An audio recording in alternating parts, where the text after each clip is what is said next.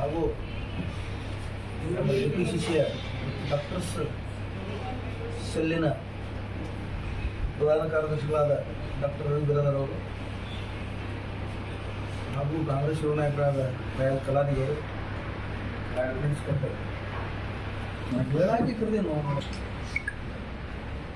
ಕಳೆದ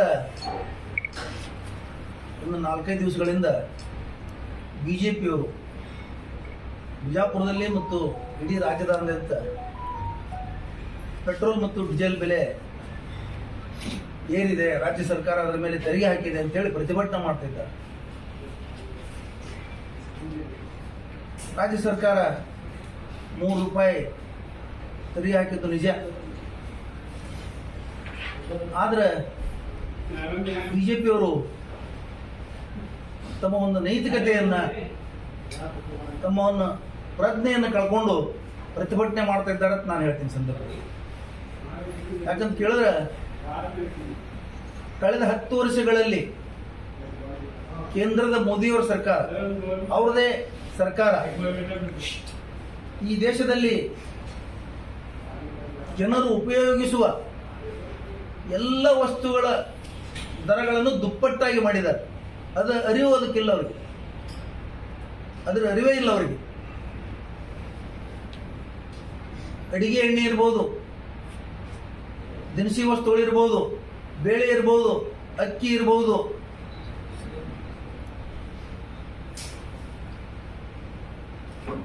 ಆಮೇಲೆ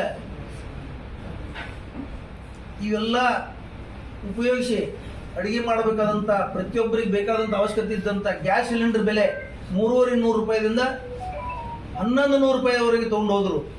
ಅವಾಗ ಇವರಿಗೆ ಒಂದು ಪ್ರತಿಭಟನೆ ಮಾಡೋ ಶಕ್ತಿ ಆಗಲಿ ಅಥವಾ ಜನರಿಗೆ ಹೊರೆ ಆಗ್ತದೆ ಇದನ್ನು ಇಳಿಸಿ ಅಂತ ಹೇಳಿ ಅವ್ರ ಪಕ್ಷದಲ್ಲಿ ಹೇಳೋ ಧೈರ್ಯ ಅವ್ರಿಗೆ ಆಗಲಿಲ್ಲ. ಇಡೀ ರಾಷ್ಟ್ರದಲ್ಲಿ ಬಿಜೆಪಿ ಅವರು ಏನು ಹೇಳ್ತಿದ್ರು ಅಂದ್ರೆ, ಒಂದು 1,000 ರೂಪಾಯಿ ಪೆಟ್ರೋಲ್ ಬೆಲೆ ಆಗಲಿ, ದೇಶಕ್ಕೋಸ್ಕರ ನಾವು 1,000 ರೂಪಾಯಿ ಕೊಟ್ಟು ಹಾಕೊಂಡು ಓಡಾಡ್ತೇವೆ. ಮತ್ತೆ ಇದು ಅವಾಗ ಅಷ್ಟು ಏರಿದ್ರೆ ದೇಶಕ್ಕೋಸ್ಕರ, ಇದು 3 ರೂಪಾಯಿ ರಾಜ್ಯಕ್ಕೋಸ್ಕರ. ಅಂದ್ರೆ ರಾಜ್ಯಕ್ಕೋಸ್ಕರ ತೆರಿಗೆ ಸಂಗ್ರಹಿಸಿ ಅಭಿವೃದ್ಧಿ ಮಾಡಿದ್ರೆ ಇವ್ರಿಗೆ ಮನಸ್ಸಿಲ್ಲ, ರಾಜ್ಯ ಅಭಿವೃದ್ಧಿ ಆಗಬಾರ್ದು ಇವ್ರಿಗೆ.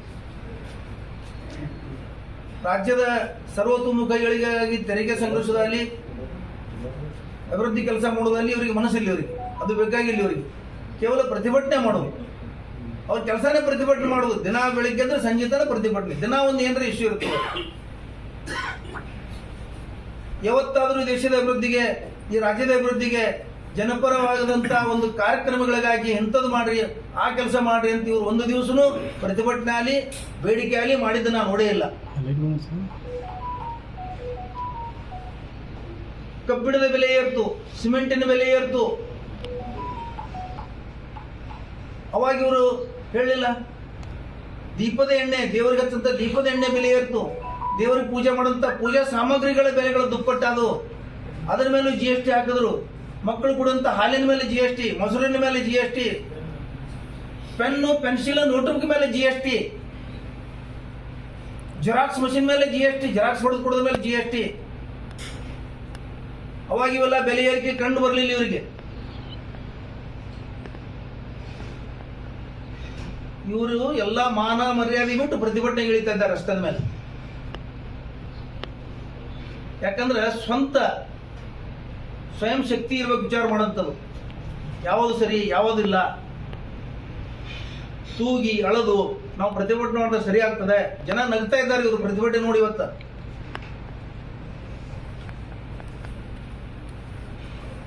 2014ರಿಂದ 24ರವರೆಗೆ 50ರಿಂದ 60 ರೂಪಾಯಿ ಡೀಸೆಲ್ ಮತ್ತು ಪೆಟ್ರೋಲ್ ಬೆಲೆಗಳು ಪ್ರತಿ ಲೀಟರ್ಗೆ ಹೆಚ್ಚಾದವು. 60 ರೂಪಾಯಿ ಇದ್ದಂಥದ್ದು 105, 8ರವರೆಗೆ ಹೋಯ್ತು, 110ರವರೆಗೆ ಹೋಗಿ ಬಂತು. ಚುನಾವಣಾ ಸಂದರ್ಭದಲ್ಲಿ 1 ರೂಪಾಯಿ ಕಡಿಮೆ ಮಾಡೋದು ಮತ್ತೆ ಏರಿಸೋದು, 1 ರೂಪಾಯಿ ಕಡಿಮೆ ಮಾಡೋದು ಮತ್ತೆ ಏರಿಸೋದು. ಇನ್ನು ಇನ್ನೊಂದು ಆಘಾತಕಾರಿ ವಿಷಯ ಹೇಳೋದಂದ್ರೆ, ರಷ್ಯಾ ಮತ್ತು ಯುಕ್ರೇನ್ ಯುದ್ಧ ನಡೆದಾಗ ರಷ್ಯಾದವರು ಕಡಿಮೆ ಬೆಲೆಗೆ ಡೀಸೆಲ್ ಮತ್ತು ಪೆಟ್ರೋಲ್ ಅನ್ನು ಭಾರತಕ್ಕೆ ಮಾರಾಟ ಮಾಡಿದ್ರು. 35% ಕಡಿಮೆ ಬೆಲೆಗೆ. ಆ ಪೆಟ್ರೋಲ್ ಮತ್ತು ಡೀಸೆಲ್ ಅನ್ನ ನಮ್ಮ ದೇಶದ ತೈಲ ಕಂಪನಿಗಳಿಗೆ ಯಾಕೆ ನೀಡಿರಲಿಲ್ಲ? ಇವರು ನೀಡಿದ್ರೆ ಜನರಿಗೆ ಅನುಕೂಲ ಆಗ್ತಿತ್ತು, ರೇಟ್ ಕಡಿಮೆ ಆಗ್ತಿತ್ತು. 20-30 ರೂಪಾಯಿ ಲೀಟರ್ ಕಡಿಮೆ ಆಗ್ತಿತ್ತು ಅವಾಗ. ಅದನ್ನ ಪ್ರೈವೇಟ್ ಕಂಪನಿಗಳಿಗೆ ಮಾರಿಸಿ ಅಲ್ಲಿಂದ ದೇಶದ ಪ್ರೈವೇಟ್ ತೈಲ ಪಂಪ್ಗಳಿಗೆ ತೈಲ ಕಂಪನಿಗಳಿಗೆ ಮಾರಾಟ ಮಾಡಿಸಿ ಅಲ್ಲಿ ಲಾಭ ಹೊಡ್ಕೊಂಡ್ರು. ಇವತ್ತ ದಾರಿನಲ್ಲಿ ನಯಾರ, ಜಿಯೋ, GRPL, MRPL, ಆಮೇಲೆ ರಿಲಯನ್ಸ್ 15 ವರ್ಷಗಳಿಂದ ಬಂದು ಬಿದ್ದಂತ ಪಂಪ್ಗಳು ಎಲ್ಲಾ ರಿಲಯನ್ಸ್ ಪಂಪ್ಗಳು ಇವತ್ತು ಉದ್ಧಾರ ಆಗಿಬಿಟ್ಟು. ಯಾಕಂದ್ರೆ ರಷ್ಯಾದಿಂದ ಏನು ಡೀಸೆಲ್ ಪೆಟ್ರೋಲ್ ಬಂತು, ಆ ಡೀಸೆಲ್ ಪೆಟ್ರೋಲ್ ಕಳ್ಳ ದಾರಿಯಿಂದ ಅವರಿಗೆ ಕೊಟ್ಟು ಅವರನ್ನು ಉದ್ಧಾರ ಮಾಡ್ಲಿಕ್ಕೆ ಇವರು ಭಾರತ ಸರ್ಕಾರದವರು ಆ ದಾರಿ ಹಿಡಿದ್ರು. ಅವಾಗ ಜನರ ಪರ ಕಾಳಜಿ ಇರಲಿಲ್ಲ ಇವರಿಗೆ. ಗ್ಯಾಸ್ ಸಿಲಿಂಡರ್ ಬೆಲೆ ಹೆಚ್ಚಾದಾಗ ಕೇಳಿಲ್ಲ. ಸುಮ್ಮನೆ ಎಲ್ಲರೂ ತಮ್ಮ ಮನ್ಯಾಗ ಒಲೆಗಳ ಮುಖಾಂತರ ತಮ್ಮ ಏನಾದರೂ ಒಂದು ತಮ್ಮ ಸೌದೆ ಮುಖಾಂತರ ಅವ್ರು ಅಡಿಗೆ ಮಾಡ್ಕೊಳ್ತಿದ್ರು, ತಮ್ಮ ಎಲ್ಲ ಬೇಯಿಸ್ಕೊಳ್ತಿದ್ರು. ಅದನ್ನ ಒಯ್ದು ಸಿಲಿಂಡರ್ ಇಟ್ಟು ಆ ಸಿಲಿಂಡರ್ಗಳು ಕೆಲಸಕ್ಕೆ ಬರಲಾರ್ದಂಗೆ ಮಾಡಿದ್ರು. ಆ ಸಿಲಿಂಡರ್ಗಳು ಯಾವ ತರ ಯೂಸ್ ಮಾಡ್ತಾ ಇದ್ದಾರೆ, ಯಾವ ತರ ಆಟ ಆಡ್ತಾ ಇದ್ದಾರೆ ಹುಡುಗರು, ಮನೆ ಜನ ಉಪಯೋಗಿಸ್ತಾರೆ ಅಂತ ಹೇಳಿ ತಾವು ನೋಡಿರ್ಬೋದು. ಸಾಮಾಜಿಕ ಜಾಲತಾಣಗಳಲ್ಲಿ ಹರಿದಾಡ್ತಾ ಇದೆ. ಅದನ್ನು ಅವ್ಯಾವ ಕಾಣ್ತಾ ಇಲ್ಲ ಇವ್ರಿಗೆ ಒಟ್ಟಾರೆ ನೈತಿಕ ಹಕ್ಕಿಲ್ಲ, ನೈತಿಕತೆ ಇಲ್ಲ ಪ್ರತಿಭಟನೆ ಮಾಡಲಿಕ್ಕೆ. ರೈಲ್ವೆ ಪ್ಲಾಟ್ಫಾರ್ಮ್ ಟಿಕೆಟ್ ನೀವು 50-60 ವರ್ಷ ಸರ್ಕಾರ ನಡೆಸಿದಂತ ಪಕ್ಷ 50% ಹೆಚ್ಚಿಗೆ ರೈಲ್ವೆ ಪ್ಲಾಟ್ಫಾರ್ಮ್ ಟಿಕೆಟ್ ಮಾಡಿರಲಿಲ್ಲ. ನೀವು ಒಮ್ಮೆ 10 ರೂಪಾಯಿ ಮಾಡಿದ್ರಿ, ಅವಾಗ ನೀವು ಬೆಲೆ ಏರಿಕೆ ಕಂಡು ಬರಲಿಲ್ಲ ನಿಮಗ. ಹಿರಿಯ ನಾಗರಿಕರಿಗೆ, ಸೀನಿಯರ್ ಸಿಟಿಜನ್ಗಳಿಗೆ ರೈಲ್ವೆಯಲ್ಲಿ ರಿಯಾಯಿತಿ ಇತ್ತು, ಆ ರಿಯಾಯಿತಿ ತೆಗೆದ್ರಿ. ಯಾವುದೂ ಸಾಲೇ ಇಲ್ಲ ನಿಮ್ಗೆ. ಕಡೆಗೆ ರೈಲ್ವೆ ಮಾರೇ ಬಿಟ್ರಿ. ಎಲ್ಲ ರೇಟ್ ಏರಿಸಿ ಅದು ಸಾಲದಾರ್ದಕ್ಕೆ ರೈಲ್ವೆನೂ ಸಹಿತ ಮಾರಿಬಿಟ್ರಿ. ಅವಾಗ ಒಬ್ಬರು ಕೂಗೆತ್ತಲಿಲ್ಲ, ಒಬ್ಬರು ಧ್ವನಿ ಎತ್ತಲಿಲ್ಲ. ಇನ್ನ ಹಗರಣಗಳು, ಸಾಕಷ್ಟು ಹಗರಣಗಳು ಅವಂತ ಹೊರಗೆ ಬರ್ತಾ ಇಲ್ಲ. ಅಧಿಕೃತವಾಗಿ ನೀವು PM ಕೇರ್ ಫಂಡ್ ಅಂತ ಹೇಳಿ ಅಧಿಕೃತವಾಗಿ ಹಗರಣ ಮಾಡ್ತೀರಿ, ದುಡ್ಡು ಎತ್ತೀರಿ. ಎಲೆಕ್ಟ್ರಲ್ ಬಾಂಡ್ ಅಂತ ಅಧಿಕೃತವಾಗಿ ಕಾನೂನುಬದ್ಧವಾಗಿ ಹಗರಣಗಳು ಮಾಡ್ತೀರಿ. ಇತ್ತೀಚೆಗೆ ಇದು 3ನೇ ಸಲ ಪ್ರಧಾನಮಂತ್ರಿಯವರು ನರೇಂದ್ರ ಮೋದಿ ಅವರು ಅಧಿಕಾರ ಸ್ವೀಕರಿಸಿದ ಮೇಲೆ ಮೊದಲನೇ ಕೊಡುಗೆ ನೀಟ್ ಹಗರಣ. ಮೊದಲನೇ ಜನರಿಗೆ ಕೊಡುಗೆ ಕೊಟ್ಟಿದ್ದು ನೀಟ್ ಹಗರಣ ಮಾಡಿ ಲಕ್ಷಾಂತರ ಜನರ ಭವಿಷ್ಯ ಇವತ್ತ ಮಸುಕಾಗ್ತಾ ಇದೆ ಆ ನೀಟ್ ಹಗರಣದಿಂದ. ಒಳ್ಳೆ ಪ್ರತಿಭಾವಂತ ವಿದ್ಯಾರ್ಥಿಗಳು ಇವತ್ತ ಫೇಲ್ ಆಗಿದ್ದಾರೆ. SSLCಯಲ್ಲಿ ಫೇಲ್ ಆದಂತ ಮಕ್ಕಳು 700 ಮಾರ್ಕಸ್ ತಗೊಂಡಿದ್ದಾರೆ ನೀಟದಲ್ಲಿ. ಇದಕ್ಕಿಂತ ಎಂತ ಹಗರಣ ಬೇಕು? ಖುಲ್ಲ ಸುಪ್ರೀಂ ಕೋರ್ಟ್ ಚೀಮಾರಿ ಹಾಕಿದೆ ಇವರಿಗೆ. ಸರ್ಕಾರ ಒಪ್ಕೊಂಡ ಮೇಲೆ ನೀಟ್ ಆಗಿದ್ದ ಪರೀಕ್ಷೆ ರದ್ದುಪಡಿಸಿ ಹೊಸ ಪರೀಕ್ಷೆ ನಡೆಸ್ತೀವಿ ಅಂತ ಹೇಳಿ ಘೋಷಣೆ ಮಾಡಬೇಕು. ಹೊಸ ಪರೀಕ್ಷೆ ನಡೆಸಲಿಕ್ಕೆ ಆದೇಶ ಮಾಡಬೇಕಲ್ಲ ಇವರು. ಒಂದು ಕಡೆ ಒಪ್ಕೊಳ್ತೀರಿ, ಇನ್ನೊಂದು ಕಡೆ ಆ ಪ್ರಕ್ರಿಯೆ ಚಾಲು ಇಡುತ್ತೆ. ಇದೊಂದು ನೀತಿ ಆಗ್ಬೇಕು ಇದಕ್ಕೆ. ಅದಕ್ಕೆ ಕೇಂದ್ರ ಸರ್ಕಾರ ನೀಟ್ ಪರೀಕ್ಷೆಯನ್ನು ಸಂಪೂರ್ಣವಾಗಿ ರದ್ದುಪಡಿಸಿ ಹೊಸದಾಗಿ ನೀಟ್ ಪರೀಕ್ಷೆ ಮಾಡಬೇಕು ಅಂತ ಹೇಳಿ ನಾವು ಸಂದರ್ಭದಲ್ಲಿ ಹೇಳ್ತೀವಿ. ಇನ್ನ ಚುನಾವಣೆ ಮುಗಿದ ಮೇಲೆ, ರಿಸಲ್ಟ್ ಬಂದ ಮೇಲೆ ಎಲೆಕ್ಷನ್ ಕಮಿಷನ್ ಹಗರಣಗಳು ಒಂದೊಂದಾಗಿ ಹೊರಗೆ ಬರ್ತಾ ಇದಾವೆ. ಬಾಂಬೆನಲ್ಲಿ ಮನೆ ಪೊಲೀಸ್ ಕೇಸ್ ಆಯ್ತು. ಆ VVPAT ಲಾಕ್ ಮಾಡಿದ್ದು ಓಪನ್ ಮಾಡಬೇಕಾದ್ರೆ ಪ್ರೈವೇಟ್ ವ್ಯಕ್ತಿಯೊಬ್ಬ ಬಂದು ಯಾವ ಕ್ಯಾಂಡಿಡೇಟ್ ಅದನ್ನ ಯಾವನ್ನ ಚುನಾವಣೆ ಘೋಷಣೆ ಮಾಡಿದಾರ ಅವನ ಅಳಿಯ ಬಂದು ಅದನ್ನು ತನ್ನ ಮೊಬೈಲ್ನಿಂದ ಓಪನ್ ಮಾಡ್ತಾನಂದ್ರೆ ಇದು ಯಾರ ಕಂಟ್ರೋಲ್ದಲ್ಲಿದೆ? VVPATಗಳು, ಚುನಾವಣಾ ಆಯೋಗ ಯಾರ ಕಂಟ್ರೋಲ್ದಲ್ಲಿದೆ? ಇಡೀ ಭಾರತ ದೇಶದ ಜನ, ಇಡೀ ಜಗತ್ತಿನಾದ್ಯಂತ ಬುದ್ಧಿವಂತರು ನಾಚಿಕೆ ಪಡಂತ ವರ್ತನೆಯಿಂದ ಈ ಸಲ ಚುನಾವಣಾ ಆಯೋಗ ಮಾಡ್ತು. ಬಿಜೆಪಿ ಏಜೆಂಟ್ ಆಗಿ ಬಿಜೆಪಿಯ ಒಬ್ಬ ಇದ್ರ ತರ ಬಿಜೆಪಿಯ ಒಬ್ಬ ಪಕ್ಷಪಾತ ಮಾಡಿದ್ರು ಬಿಜೆಪಿ ಪರವಾಗಿ ಅವರು. ಚುನಾವಣೆಯಲ್ಲಿ VVPATಗಳ ಹಗರಣ ಮಾಡಿ ಸುಮಾರು 100ಕ್ಕಿಂತ ಹೆಚ್ಚಿನ ಮತಕ್ಷೇತ್ರದಲ್ಲಿ ಬಿಜೆಪಿ ಅಭ್ಯರ್ಥಿ ಗೆದ್ದಲಿಕ್ಕೆ ಅನುಕೂಲ ಮಾಡಿಕೊಟ್ಟಿದ್ದಾರೆ ಚುನಾವಣೆ ಆಯೋಗದವರು. ಸುಪ್ರೀಂ ಕೋರ್ಟ್ ಕೇಸ್ ಹೋಯ್ತು. ಸುಪ್ರೀಂ ಕೋರ್ಟ್ ಕೇಸ್ ಹೋದ್ಮೇಲೆ ಸುಪ್ರೀಂ ಕೋರ್ಟ್ ಆದ್ರೂ ಇವರಿಗೆ ಕಿವಿ ಹಿಂಡಿ ಇಲ್ಲಪ್ಪ ಇದು ರದ್ದು ಮಾಡಿಬಿಡಿ, ಮೊದಲನಂಗ ಬ್ಯಾಲೆಟ್ ಪೇಪರ್ ಮೇಲೆ ಮಾಡಿ ಅಂತ ಹೇಳಿ ಸಲಹೆ ಕೊಡಬಹುದಾಗಿತ್ತು. ಸುಪ್ರೀಂ ಕೋರ್ಟ್ಗೆ ಅಧಿಕಾರ ಇದೆ ಸಲಹೆ ಕೊಡೋದು. ಸಲಹೆ ಕೊಡಲಿಲ್ಲ ಸುಪ್ರೀಂ ಕೋರ್ಟ್. ಅಲ್ಲಿನೂ ಸಹಿತ ಪಾರದರ್ಶಕ ಆಗಲಿಲ್ಲ. ಆಮೇಲೆ ಚುನಾವಣಾ ಆಯೋಗ ಇವತ್ತಿನ ತನ ಯಾವುದೇ ಅದ್ರ ಬಗ್ಗೆ ಒಂದು ಹೇಳಾಗ್ತಾ ಇರಲ್ಲ, ಸಮರ್ಥನೆ ಮಾಡ್ಕೊಳ್ತಾ ಇದೆ. ಆದಂತ ಹಗರಣಗಳಿಗೆ ಸಮರ್ಥನೆ ಮಾಡ್ಕೊಳ್ತಿದ್ದಾವೆ. ಮೋದಿಯವರು ಸ್ಪರ್ಧಿಸಿದಂತ ವಾರಣಾಸಿಯಲ್ಲಿ 1 ಲಕ್ಷ ಮತಗಳು ಹೆಚ್ಚಿಗೆ ತೋರಿಸಿದ್ದಾರೆ. ಘೋಷಣೆ ಅಲ್ಲಿ ಮತದಾನ ಆಗಿದ್ದಕ್ಕಿಂತಲೂ 8 ದಿವಸ ನಂತರ 1 ಲಕ್ಷ ಮತದಾನ ಹೆಚ್ಚಿಗೆ ಆಗಿದೆ ಅಂತ ತೋರಿಸಿದ್ದಾರೆ ಚುನಾವಣಾ ಆಯೋಗದವರು. ಇಂಥ ಒಂದು 100ಕ್ಕಿಂತಲೂ ಮೇಲ್ಪಟ್ಟು ಮತಕ್ಷೇತ್ರಗಳಿದಾವೆ. ಇದೇನು ತೋರಿಸ್ತದೆ?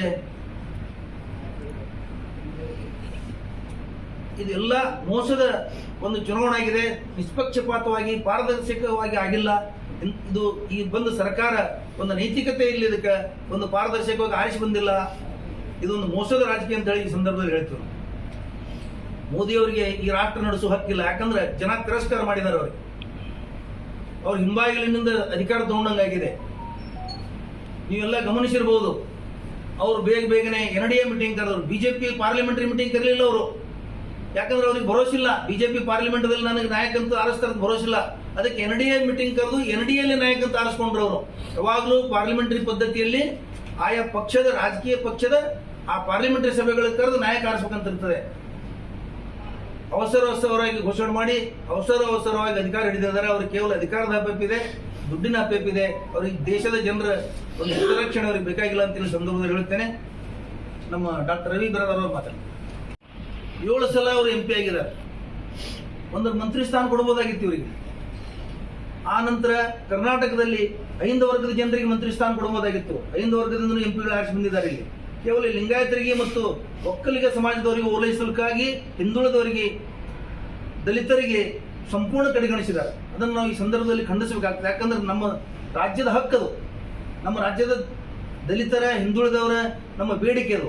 ಅದನ್ನು ಅವರು ಕೇವಲ ಮುಂದುವರೆದ ಜನಾಂಗಕ್ಕಾಗಿ ಶ್ರೀಮಂತರ ಬಂಡವಾಳಶಾಹಿಗಳ ಸಲುವಾಗಿ ಅವರು ಸರ್ಕಾರ ಇದೆ ಹೊರತಾಗಿ ಇದು ಹಿಂದುಳಿದವರ, ಅಲ್ಪಸಂಖ್ಯಾತರ ಮತ್ತು ಬಡವರ ಸರ್ಕಾರ ಅಲ್ಲ ಅಂತ ಈ ಸಂದರ್ಭದಲ್ಲಿ ಹೇಳ್ತಾರೆ. ಬೆಲೆ ಏರಿಕೆ ಎಲ್ಲ ಸರ್ಕಾರಗಳು ಬಂದಾಗ ಬೆಲೆ ಏರಿಕೆ ಮಾಡೇಬೇಕಾಗ್ತದೆ. ಆದ್ರೆ ಎದಕ್ಕೆ ಬೆಲೆ ಏರಿಕೆ, ಎಷ್ಟು ಬೆಲೆ ಏರಿಕೆ ಪ್ರಮಾಣ ಇರ್ತದೆ. 3 ರೂಪಾಯಿ ಬೆಲೆ ಏರಿಕೆ ಬಹಳ ಹೊರೆ ಅಂತ ಹೇಳ್ತಾ ಇದ್ದೀರಿ. ಅಂದ್ರೆ ನೀವಲ್ಲ, ಅವ್ರು ಹೇಳ್ತಾ ಇದ್ದಾರೆ. ಈಗ 100 ರೂಪಾಯಿ ಬೆಲೆ ಏರಿಕೆ ಆದಾಗ ನಾವು 1000 ರೂಪಾಯಿ ಕೊಟ್ಟು ಹಾಕಿಸಿ ಓಡಾಡ್ತೀವಿ ಅಂತ ಹೇಳ್ತಿದ್ರಿ. ಯಾವ ರಾಜಕೀಯ ಘೋಷಣೆ ಅಲ್ಲದೆ ಮತ್ತೇನು ನಾವು ಹೇಳಿದೇನು? 3 ರೂಪಾಯಿ ಬೆಲೆ ಏರಿಕೆ ಅಲ್ಲ, ಇದು ಒಂದು ರಾಜ್ಯದ ಅಭಿವೃದ್ಧಿಗೋಸ್ಕರ ಮತ್ತು ಜನರ ಆರ್ಥಿಕ ಪರಿಸ್ಥಿತಿ ಸ್ಥಾನನೂ ಅಲ್ಲಿಗೆ ಹೋಗಿರ್ತದೆ, ಲೆವೆಲ್ ಅಲ್ಲಿಗೆ ಹೋಗಿರ್ತದೆ. ಅದರ ಪ್ರಮಾಣ ಪ್ರಕಾರ 3 ರೂಪಾಯಿ ಬೆಲೆ ಏರಿಕೆ ಹೆಚ್ಚಿಗಲ್ಲ. ಯಾಕಂದ್ರೆ ರಾಜ್ಯದ ಅಭಿವೃದ್ಧಿ ಮತ್ತು ರಾಜ್ಯದ ತೆರಿಗೆ ಇಲ್ಲ. ಇವತ್ತ ಒಂದ್ ನಿಮಿಷ ಬೆಲೆ ಏರಿಕೆ ಬಂಡವಾಳಶಾಹಿಗಳಿಗೆ ಅದನ್ನೇ ಹೇಳಕತ್ತೀನಿ. ಈಗ ನೀವು ಬೆಲೆ ಏರಿಕೆ ಏನದಲ್ಲ, ಇದು ಅನಿವಾರ್ಯದ. ಕೇಂದ್ರ ಸರ್ಕಾರ GST ಕೊಡ್ತಾ ಇಲ್ಲ. ನಮ್ಮ ಪೆಟ್ರೋಲ್ ಮೇಲೆ ಏನು ಸೆಸ್ ಮತ್ತು ಟ್ಯಾಕ್ಸ್ ಆಗ್ತಾ ಇದ್ದಾರಲ್ಲ, ಈ 35%, 40%, ಅದರೊಳಗೂ ಪಾಲು ಕೊಡ್ತಾ ಇಲ್ಲ. ಅವರು ರಾಜಸ್ವ ಸಂಗ್ರಹ ಮಾಡಕ್ಕೆ ಏನಾದರೂ ಒಂದು ದಾರಿ ಹುಡುಕ್ಬೇಕಲ್ಲ. ಸಣ್ಣ ಪ್ರಮಾಣದಲ್ಲಿ ಕೇವಲ 3 ರೂಪಾಯಿ ಜನರಿಗೆ ಹೊರೆ ಆಗಬಾರ್ದಂತೆ 3 ರೂಪಾಯಿ ಮಾಡಿದ್ದಾರೆ. ಮತ್ತು ನಮ್ಮ ರಾಜ್ಯದ ಮುಖ್ಯಮಂತ್ರಿಗಳಿಗೆ ಆರ್ಥಿಕತೆಯ ಬಗ್ಗೆ, ಅರ್ಥಶಾಸ್ತ್ರದ ಬಗ್ಗೆ ಸಾಕಷ್ಟು ಜ್ಞಾನ ಇದೆ. ಜನರ ಬಗ್ಗೆನೂ ಸಾಕಷ್ಟು ಕಳಕಳಿ ಇದೆ. ಒಂದು ಹೊರೆ ಆಗಬಾರ್ದು ಅನ್ನೋ ದೃಷ್ಟಿಯಿಂದ ಕೇವಲ 3 ರೂಪಾಯಿ ಎಸಿದ್ದಾರೆ. ಅದು ಅಭಿವೃದ್ಧಿಗೋಸ್ಕರ. ಪೆಟ್ರೋಲ್ ಈಗ ಮತ್ತೆ ಬೇರೆ ಕರೆಂಟ್ ಬಿಲ್ ಸ್ಟೂಡೆಂಟ್ಗಳ ಸಲುವಾಗಿ ಕರೆಂಟ್ ಬಿಲ್ ಎಲ್ಲರಿಗೂ ಫ್ರೀನೇ ಇದೆ. ಮನೆ ಪ್ರತಿಯೊಬ್ಬರು ಮನೆ 200 ಯೂನಿಟ್ ಫ್ರೀನೇ ಕೊಟ್ಟರು.